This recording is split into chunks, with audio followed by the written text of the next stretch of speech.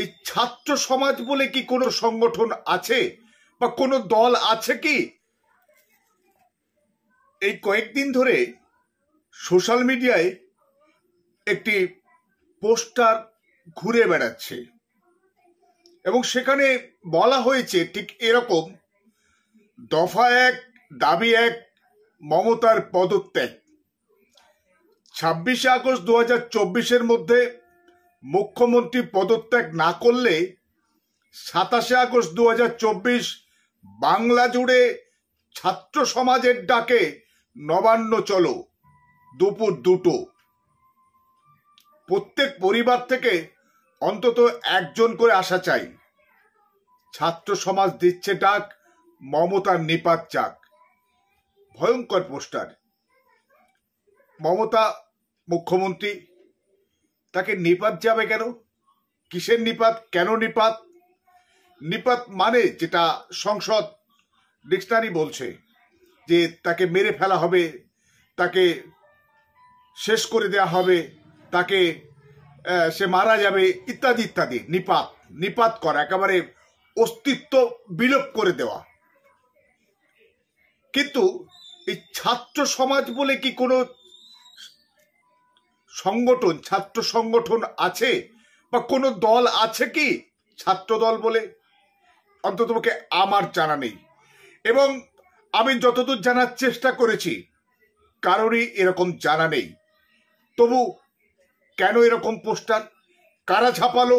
কি জন্য ছাপালো? কেউ কেউ বলছে যে আরজি করকে কেন্দ্র করে এরকম কিছু বলা হওয়ার চেষ্টা হয়েছে।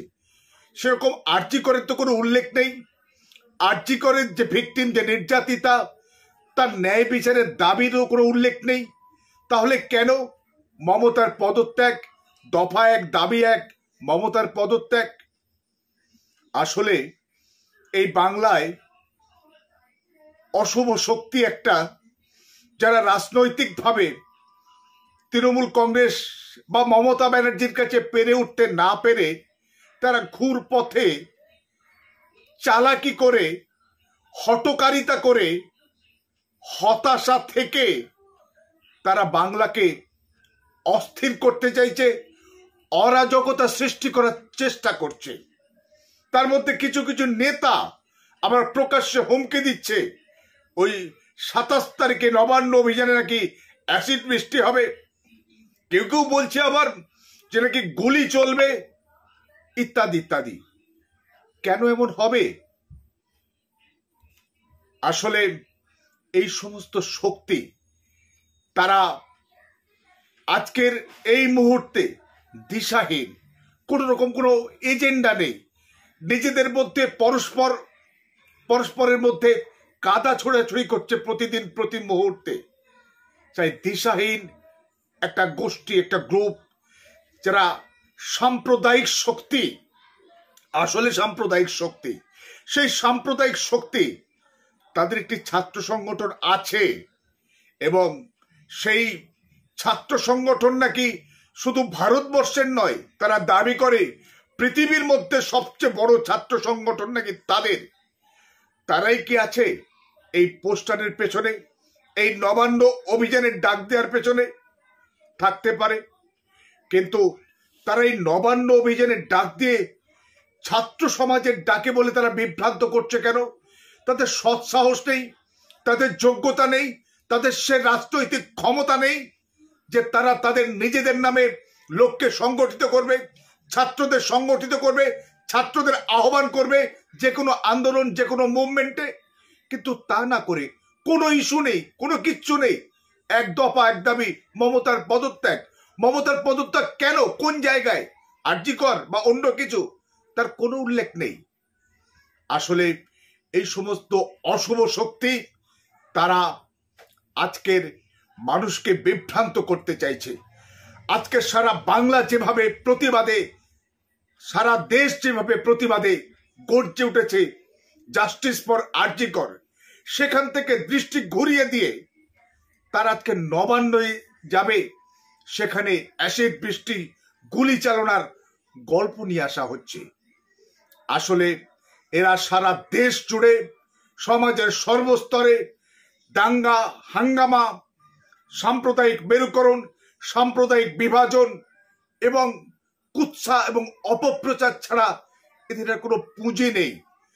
এবং সেই কারণেই বোধহয় বাংলার মানুষ রাজনৈতিকভাবে তাদেরকে বয়কট করেছে, তাদেরকে বাতিল করেছে, তাদেরকে অগ্রাহ্য করেছে। তারা বহু চেষ্টা করেও, সমস্ত এজেন্সিকে কাজে লাগিয়েও তারা ক্ষমতার আশেপাশে পৌঁছতে পারেনি। তাই তারা এইভাবে নবান্ন অভিযানের ডাক দিয়ে আগামী 27শে আগস্ট কলকাতার রাজপথে একটা ভয়ঙ্কর কিছু অঘটন বা দুর্ঘটনা ঘটাবার চেষ্টা করছে। তাই আমি এই বাংলার একজন সাধারণ নাগরিক হিসাবে আপনাদের আপামর কলকাতাবাসী, বঙ্গবাসী মানুষজনের কাছে আবেদন জানাবো, এইসব অশুভ শক্তি আজকে এইভাবে তাদের নিজস্ব পরিচয় আত্মগোপন করে ছাত্র সমাজের ডাকে নবান্ন অভিযানের মাধ্যমে তারা বহু ছাত্র যুবর প্রাণ কেড়ে নেওয়ার একটা পায়তারা, একটা ছক কষছে বলেই আমাদের অনুমান। তাই কোনোভাবেই আপনার সন্তান, আপনার ভাই, আপনার পরিবারের কোনো সদস্য উপস্থিত হয়ে এই সমস্ত রাজনীতির নোংরা কারবারিদের ফাঁদে যেন কেউ না পা দেয়। পা দিলে কিন্তু ভয়ঙ্কর রকমের বিপদ ঘটার সম্ভাবনা থেকেই যাচ্ছে। তাই এই 27শে আগস্ট 2024 যে নবান্ন অভিযান, এটা হচ্ছে একটা ধান্দাবাজ, থাপ্পাবাজ, রাজনীতির কারবারিদের রাজনৈতিক পুঁজি, রাজনৈতিক রসদ জোগাড় করার একটা মরিয়া প্রচেষ্টা। তাই তাদের এই কারবারে কোনো রকম ভাবে সহযোগিতা করা, সমর্থন দেওয়া, উপস্থিত হয়ে আপনাদের মূল্যবান জীবনকে ঝুঁকির মধ্যে ঠেলে দেবেন না, এই আশা, এই অনুরোধ সকলের প্রতি।